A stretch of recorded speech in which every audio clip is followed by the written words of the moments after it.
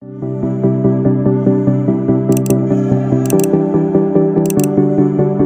Suci Perjanjian Lama, Kitab Yesaya bab 30. Bukan Mesir, tetapi Tuhan yang memberi pertolongan. Celakalah anak-anak pemberontak, demikianlah firman Tuhan, yang melaksanakan suatu rancangan yang bukan daripadaku, yang memasuki suatu persekutuan yang bukan oleh dorongan rohku, sehingga dosa mereka bertambah-tambah, yang berangkat ke Mesir dengan tidak meminta keputusanku, untuk berlindung pada Firaun dan untuk berteduh di bawah naungan Mesir. Tetapi perlindungan Firaun akan memalukan kamu, dan perteduhan di bawah naungan Mesir akan menodai kamu. Sebab sekalipun pembesar-pembesar Yerusalem sudah ada di Zoan dan utusan-utusannya sudah sampai ke Hanes, sekaliannya akan mendapat malu karena bangsa itu tidak dapat memberi faedah kepada mereka dan tidak dapat memberi pertolongan atau faedah, melainkan hanya memalukan bahkan mengaibkan mereka. Ucapan ilahi tentang binatang-binatang di tanah Negeb. Melalui suatu negeri yang penuh kesesakan dan kesempitan, tempat singa betina dan singa jantan yang mengaum, tempat ular beludak dan ular naga terbang, mereka mengangkut harta kekayaan mereka di atas punggung keledai dan barang-barang perbendaharaan mereka di atas pono unta, kepada suatu bangsa yang tidak dapat memberi faedah, yakni Mesir, yang memberi pertolongan yang tak berguna dan percuma. Sebab itu aku menamainya begini, Rahab yang dibuat menganggur. Maka sekarang pergilah, tulislah itu di depan mata mereka di suatu loh, dan cantumkanlah di suatu kitab, supaya itu menjadi kesaksian untuk waktu yang kemudian sampai selama-lamanya.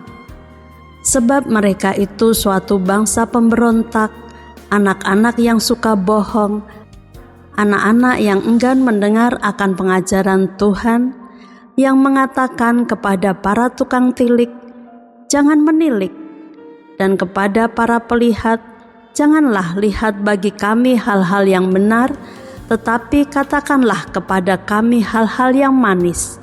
Lihatlah bagi kami hal-hal yang semu, menyisihlah dari jalan dan ambillah jalan lain. Janganlah susahi kami dengan Yang Maha Kudus Allah Israel." Sebab itu, beginilah firman Yang Maha Kudus Allah Israel. Oleh karena kamu menolak firman ini, dan mempercayakan diri kepada orang-orang pemeras dan yang berlaku serong dan bersandar kepadanya, maka sebab itu bagimu dosa ini akan seperti pecahan tembok yang mau jatuh, tersembul keluar pada tembok yang tinggi, yang kehancurannya datang dengan tiba-tiba dalam sekejap mata, seperti kehancuran tempayan tukang periuk yang diremukkan dengan tidak kenal sayang, sehingga di antara remukannya tiada terdapat satu keping pun yang dapat dipakai untuk mengambil api dari dalam tungku atau mencedok air dari dalam bak. Sebab beginilah firman Tuhan Allah yang Maha Kudus, Allah Israel.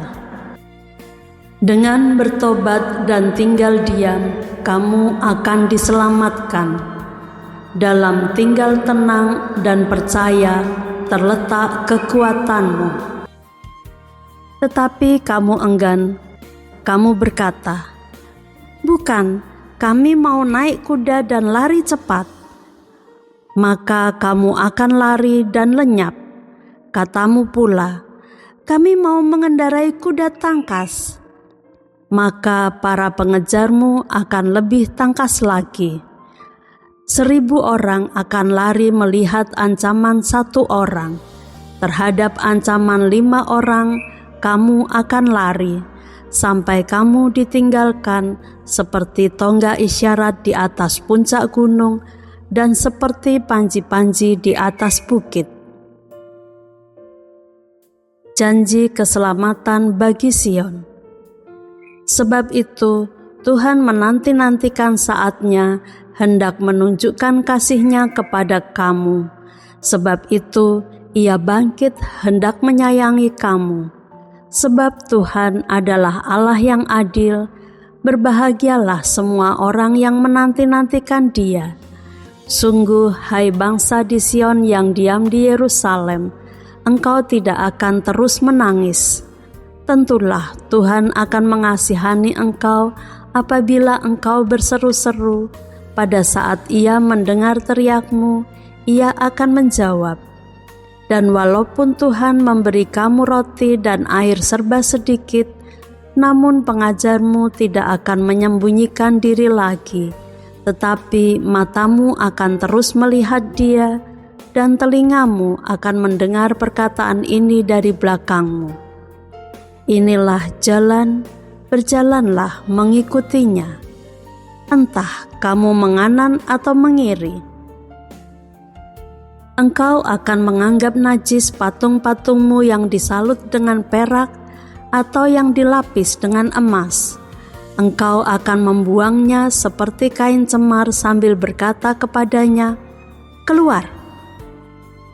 Lalu Tuhan akan memberi hujan bagi benih yang baru kamu taburkan di ladangmu, dan dari hasil tanah itu kamu akan makan roti yang lezat dan berlimpah-limpah.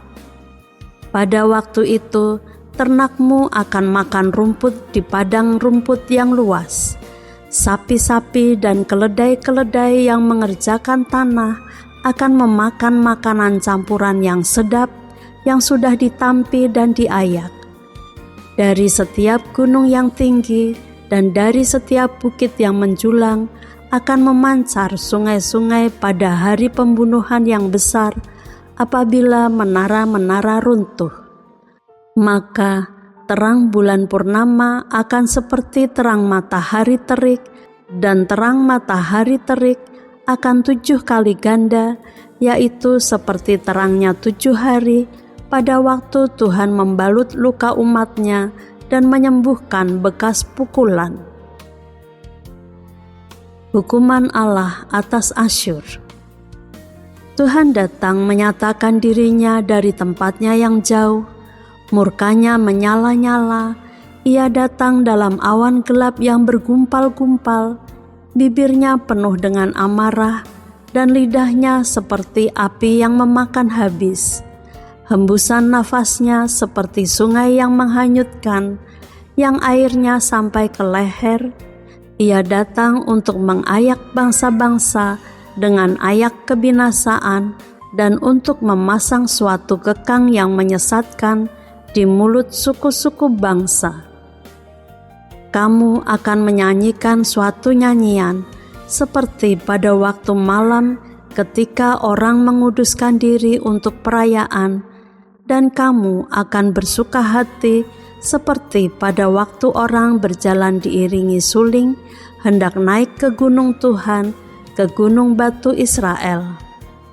Dan Tuhan akan memperdengarkan suaranya yang mulia, akan memperlihatkan tangannya yang turun, menimpa dengan murka yang hebat dan nyala api yang memakan habis, dengan hujan lebat, angin ribut, dan hujan batu.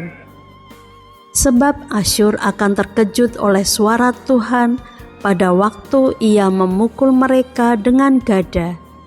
Sebab setiap pukulan dengan tongkat penghajar yang ditimpakan Tuhan ke atasnya akan diiringi rebana dan kecapi, dan Ia akan berperang melawan Asyur dengan tangan yang diayunkan untuk peperangan. Sebab dari dahulu sudah diatur tempat pembakaran, bukankah itu untuk raja? Dasarnya dibuat dalam dan lapang, pancakannya penuh api dan kayu. Nafas Tuhan menghanguskannya seperti sungai belerang.